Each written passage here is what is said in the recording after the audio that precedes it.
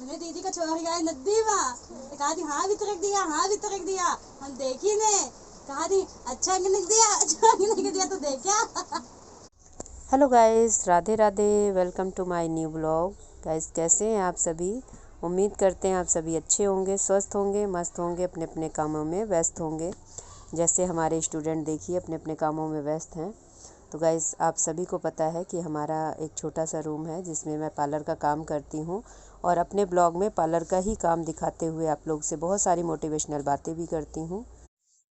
Guys हमारी एक बहन है जो हमें कमेंट करी थी कि दीदी आप कितने दिन से पार्लर सिखा रही हैं। तो मैं आप लोग को सभी को बता रही हूँ कि कम से कम 8 साल हो गया मुझे सिखाते हुए पार्लर का काम।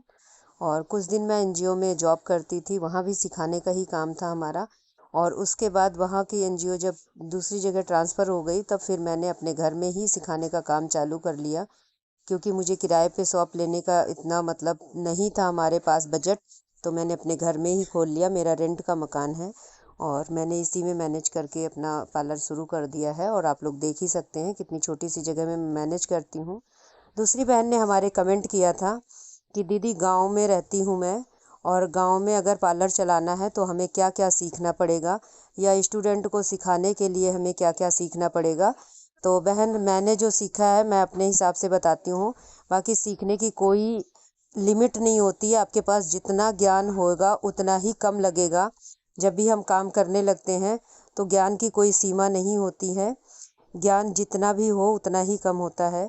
तो मैंने जो सीखा है और मेरे जो कस्टमर आते हैं वो कौन से किस चीज़ के कस्टमर ज़्यादा आते हैं उसके बारे में आप लोग को बताती हूँ। कि हमारे जो पार्लर में कस्टमर आते हैं ज़्यादा से ज़्यादा हमारे पास threading, facial, bleach, glazing, waxing, इन सारी चीज़ों के कस्टमर लगातार आते हैं। और कभी कभी हमारे पास जैसे हेयर कटिंग के हो गए, हेयर स्पा के हो गए, मैनीक्योर पेडिक्योर के हो गए। तो पार्लर में जितना काम होता है हमें पार्लर के हर एक काम की जानकारी होनी चाहिए। लेकिन अगर हमें थोड़ा बहुत, जैसे मैंने अभी आपको बताया कि मतलब हमारे पार्लर में इस तरह के कस्टमर ज़्यादा आते हैं, जैसे फेशियल, ब्लीच, वैक्सिंग ऐसे करके। तो ये जो मेन काम होते हैं उसको सीखना सबसे ज़्यादा ज़रूरी है अगर आप पार्लर स्टार्ट कर रहे हैं तो आपको इतनी नॉलेज होएगी। उसके बाद आप जैसे जैसे कस्टमर आते रहेंगे तो बहुत सारे, जैसे मान लीजिए कि आप कहीं बाहर से नहीं सीख रहे हैं, यूट्यूब से सीख रहे हैं, तो बहुत अच्छी नॉलेज मिल जाती है यूट्यूब से। आप कहीं से भी सीख सकते हैं यूट्यूब पर, और वहाँ से सीख कर आगे का भी काम सीख सकते हैं पार्लर का और कर सकते हैं। तो जो बेसिक नॉलेज है वो आप ले लीजिए। बेसिक नॉलेज अगर जानकारी ले ली है आपने तो पार्लर खोल सकती हैं, गांव में आराम से चलेगा। और जब मेरा यहाँ शहर का किनारा है, मैं चंडीगढ़ में रहती हूँ और एक साइड में पिंड एरिया है, वहीं पे मतलब मेरा पार्लर है घर पे ही। तो यहाँ पर अगर शहर एरिया में इतना मतलब काम चल रहा है, मैं घर बैठे अपना कमा रही हूँ और बेसिक नॉलेज के ऊपर ही कमा रही हूँ, तो आप लोग भी बेसिक नॉलेज से गांव में बहुत अच्छे से पार्लर चला सकती हैं। और रही बात सामान रखने की, तो सामान रखने की मतलब जैसे जैसे हमें जो ज़रूरत होती है, स्टार्टिंग में आप अगर पार्लर स्टार्ट कर रही हैं, स्टार्टिंग में जो भी सामान रख रही हैं वो अपने बेसिक के तौर पे आप सामान रखिए। जैसे आपने सबसे शुरुआत में रख लिया, चेयर हो गई, शीशा हो गया, वेलकम पाउडर हो गया, और आपका कैंची हो गई, थ्रेड का धागा हो गया, नॉर्मल जो जनरल चीज़ें हैं आपके यूज़ में आने वाली हैं उस तरह की चीज़ें रख ली। और उसके बाद पार्लर स्टार्ट कर दिया, आपके थ्रेडिंग के कस्टमर आने लगे, आप थ्रेडिंग का सामान रख रखी हैं।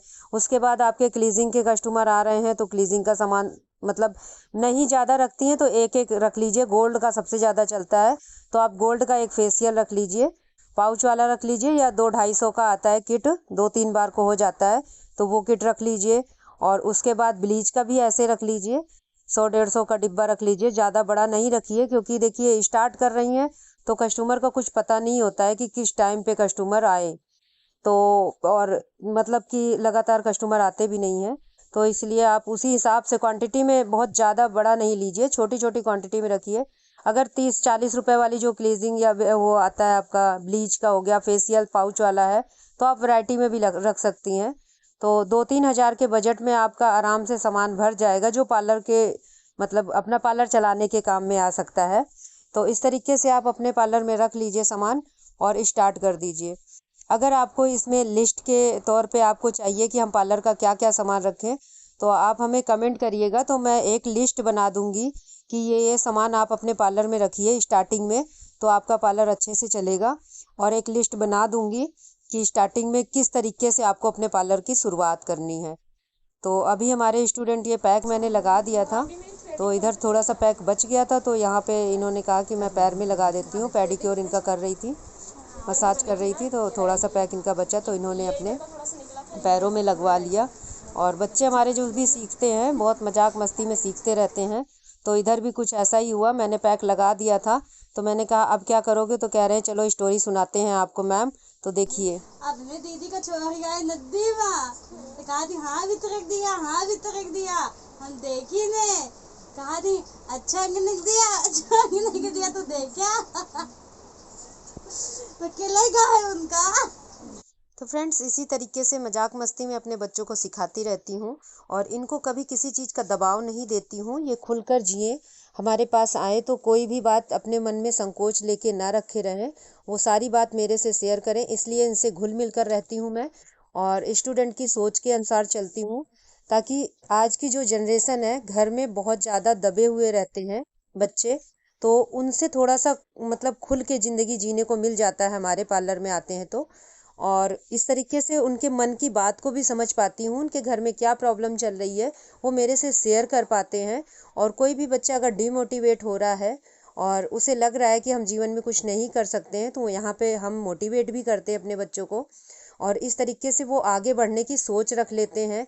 कभी कभी बच्चों को अधूरे से पढ़ाई छुड़ा दी जाती है, तो उसके लिए भी मैं मोटिवेट करती हूँ कि बेटा अगर पढ़ाई छुड़ा दी गई है कोई बात नहीं, आप अपना काम करिए, और कभी भी किसी के ऊपर डिपेंड नहीं रहना है, अपना खुद का काम करना है। और इस तरीके से मेरे बच्चे जो हैं वो मोटिवेट होके खुद का अपना काम करने के लिए तत्पर हो जाते हैं और करते हैं अपना खुद का काम। आपने देखा है, मैंने वीडियो में दिखाया भी है। तो हमारा आज का ब्लॉग कैसा लगा प्लीज़ हमें कमेंट करके ज़रूर बताना। अगर हमारे चैनल पे नए हैं तो हमारे चैनल को सब्सक्राइब करिएगा। फिर मिलेंगे नेक्स्ट वीडियो में नई उम्मीदों के साथ में, एक नई जानकारी के साथ में, नए मोटिवेशनल के साथ में। तो तब तक के लिए जय श्री कृष्णा, राधे राधे। और हमारे को कमेंट ज़रूर करना कि हमारा ब्लॉग कैसा लगा आप सभी को।